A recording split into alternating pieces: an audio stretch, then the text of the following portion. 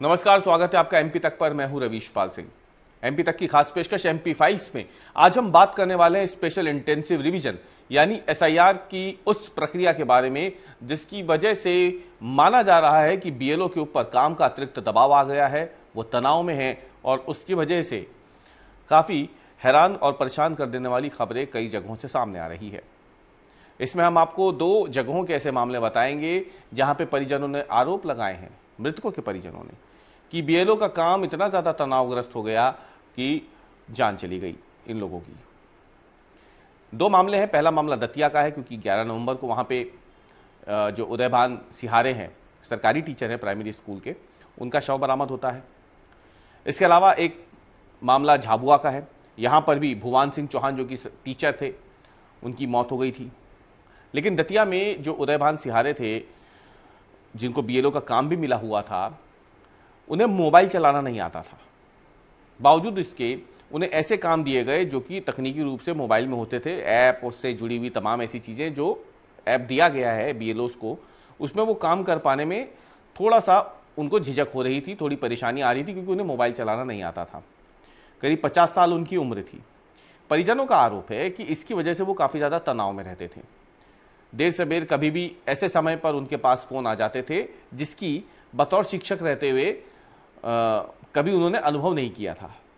कभी भी फ़ोन आ जाना, उन्हें बुलाया जाना, काम से जुड़ी हुई बातें करना, शाम को, रात को, किसी भी समय ये फ़ोन आना, ये कहीं ना कहीं उससे ज़्यादा काफ़ी तनाव में रहने लग गए थे। और बाद में जब उनका शव बरामद हुआ तो परिजनों ने आरोप लगाया कि इस तनाव की वजह से ही उनकी जान चली गई है।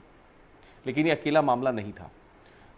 इसी मंगलवार को, ये जो बीती मंगलवार को 2 दिन पहले की अगर हम बात करें, तो झाबुआ में भी सरकारी शिक्षक हैं भुवन सिंह चौहान, वो अचानक से चक्कर खा के गिर जाते हैं।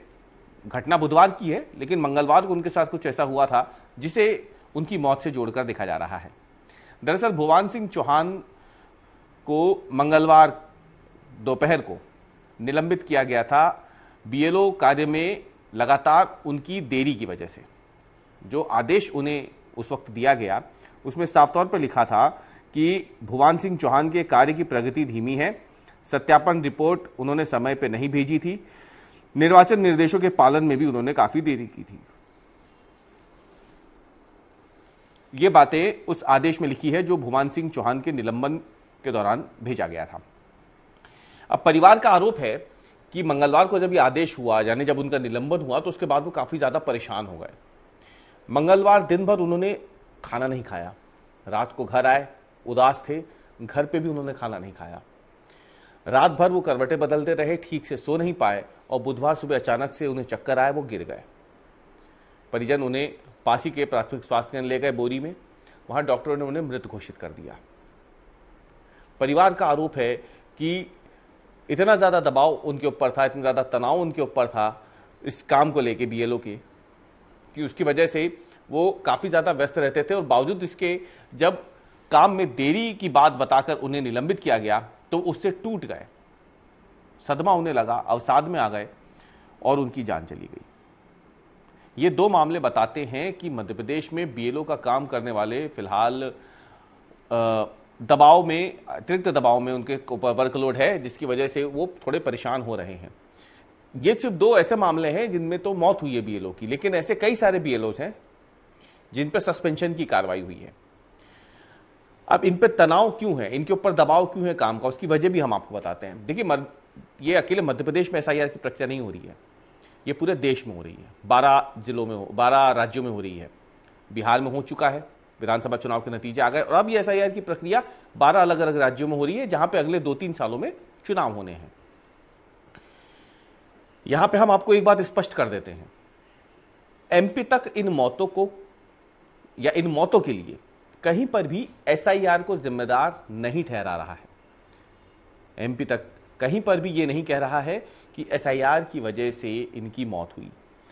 पुलिस को दिए बयान में परिजनों ने ये आरोप लगाए हैं कि जब से बीएलओ का काम इन्हें मिला था, ये दबाव में थे, काम के तनाव में रहते थे। अब हम आपको बताते हैं कि तनाव क्यों, क्योंकि देखिए 12 राज्यों में एसआईआर की प्रक्रिया चल रही है, लेकिन मध्य प्रदेश के कई जिला कलेक्टरों को फटकार लगी थी। अभी कुछ दिन पहले ही चुनाव आयोग ने फटकार लगाई थी कि आपके काम की प्रगति काफी धीमी है, आपके जिलों में जो एसआईआर की प्रक्रिया है उसकी स्पीड काफी कम है, आप उसे तेज करिए। राजधानी भोपाल के कलेक्टर को भी फटकार लगी, देर रात उन्होंने मीटिंग बुला ली थी। इसी वजह से कई बीएलओ मध्य प्रदेश की राजधानी भोपाल में सस्पेंड हो चुके हैं। पूरे प्रदेश में भी कई बीएलओ अब तक सस्पेंड हो चुके हैं। माना जा रहा है कि 2 दर्जन से ज्यादा बीएलओ इस चुनाव आयोग की फटकार के बाद अब तक सस्पेंड हो गए हैं। और इसकी एक बड़ी वजह यही थी कि सत्यापन रिपोर्ट काफी देरी से वो दे रहे हैं। ज्यादातर बीएलओ के ऊपर यही आरोप है कि काम की गति काफी धीमी है और उन्हीं की वजह से जिला कलेक्टर्स को फटकार मिल रही है चुनाव आयोग से और प्रक्रिया को तेज करने का उन पर दबाव था। जाहिर सी बात है, जब ऊपर के अफसरों को, अधिकारियों को दबाव है तो वो जो उनके मातहत कर्मचारी काम करते हैं, खासतौर से अगर अभी देखा जाए तो बीएलओ हैं, उनके ऊपर वो दबाव डाइवर्ट होना ही है। वो हुआ भी और उसी की वजह से परिजनों का यह आरोप है कि तनाव एक बड़ी वजह है जो फिलहाल बीएलओस के स्वास्थ्य पर विपरीत असर डाल रहा है।